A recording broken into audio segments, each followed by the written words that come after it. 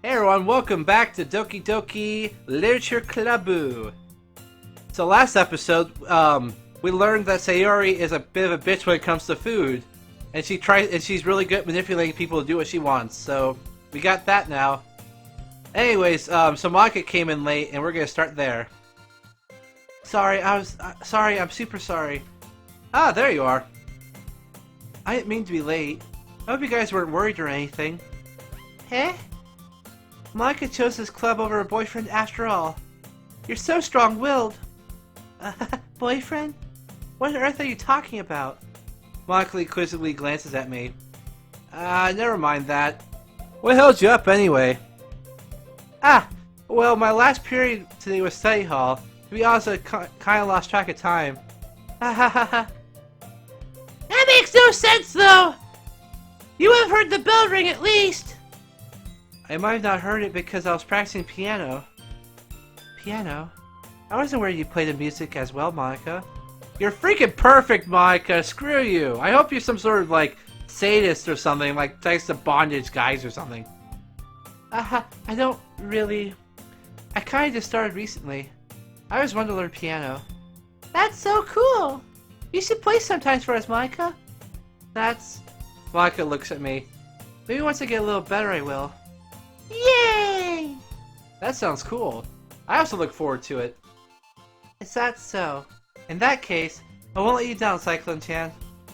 Monica smiles sweetly. I didn't mean any pressure or anything like that. Don't worry. I've been practicing a whole lot recently. I really love the chance to share it once I'm ready. I see. In that case, best of luck. Thanks. Did I miss anything, did I? No, not really. I choose to leave out Sayori's mischievous escapade.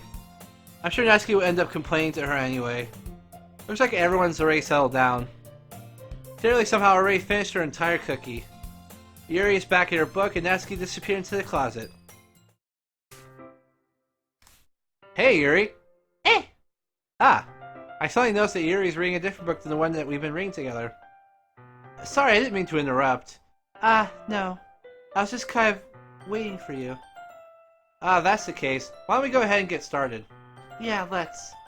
Actually, I have a request. Do you mind if I make some tea first? God, what's with you and bitches be drinking tea all the time? God. Not at all. Thanks very much. If there's one thing that makes my reading time any better, it's a nice cup of tea. Not to mention for yourself as well. Yuri stands up and makes her way to the closet. I follow her and watch as she retrieves a small water pitcher from the shelf, the kind that with a filter inside. Can you hold this for a second? Sure. Yuri hands me the water pitcher and also fetches an electric kettle. I'm going to plug this into the teacher's desk, and then we'll go get some water. She walks past me and sets the kettle down on the teacher's desk. I simply watch her movements.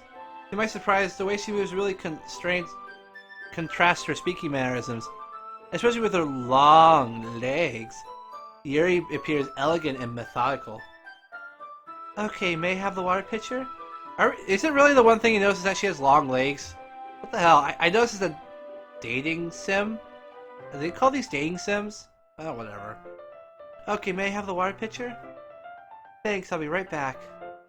I might as well walk with you. Yeah, why not?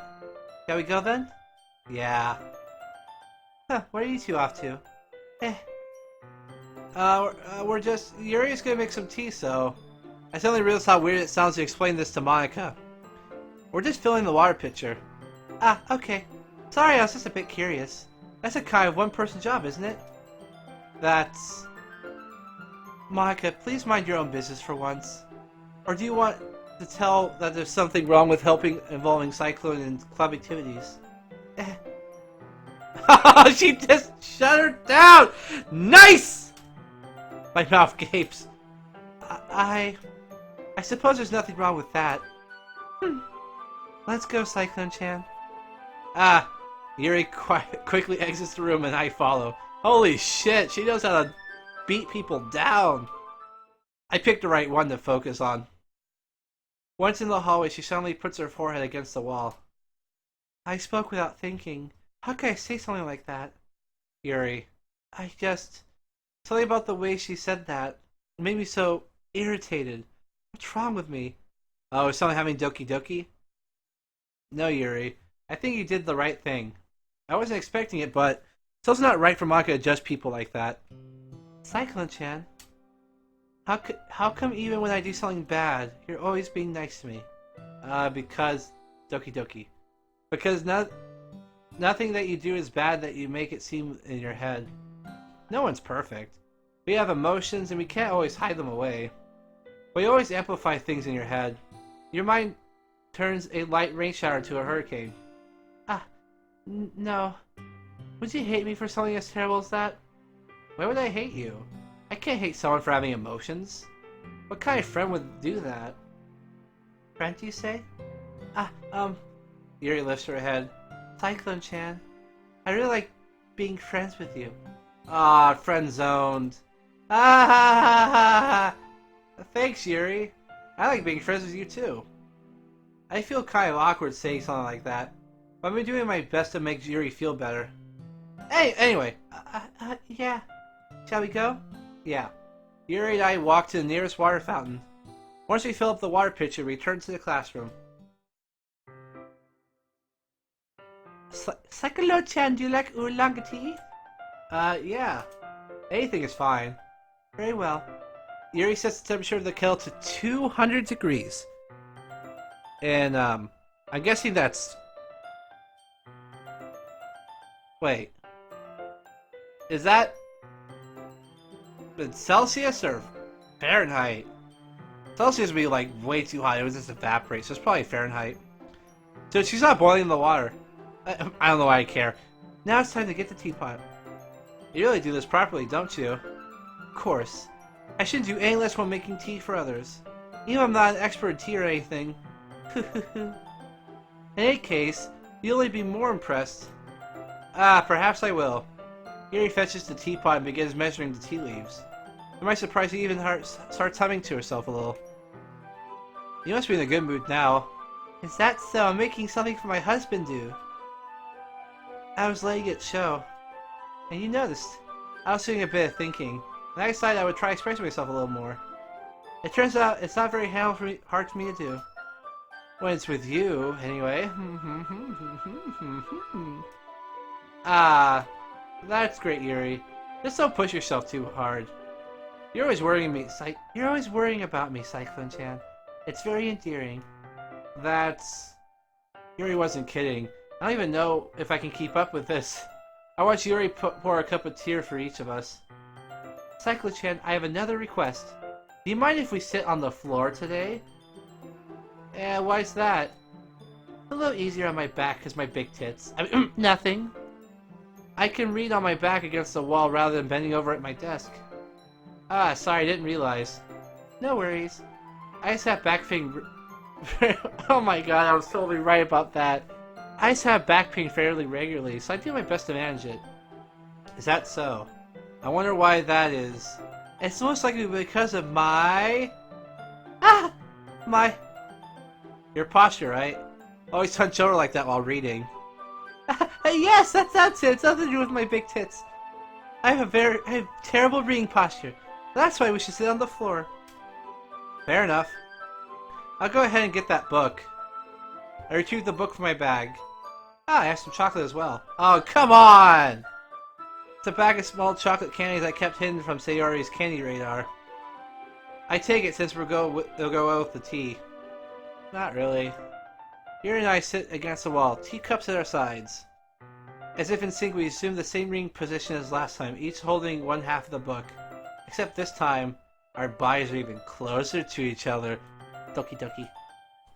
I can't see too well. My tits are in the way again. Yuri sliced closer until his shoulders were touching. How am I supposed to focus on reading like this? Yuri's always kind of cute, but when she's being less reprehensive, she's almost like more than I can handle. Your teacup. Yuri hands me my teacup. Holding it with my hand that is not holding onto the book, I end up in a position that makes it even harder to focus.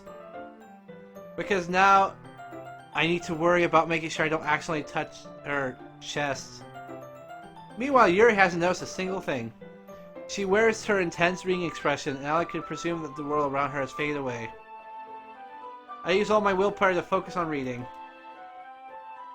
After a few minutes, I finally managed to relax a little. I put the teacup between my legs and fumbled with the chocolate wrapper. Ah, sorry. I wriggled go to the book to finish opening the wrapper.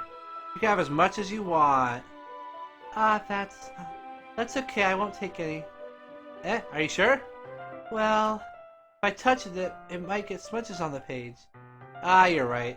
I didn't even think about that. Let me just feed it into your mouth instead. My bad. No need to apologize. I'll hold the book, okay? Are you sure? Of course. Yuri opens the book with both hands.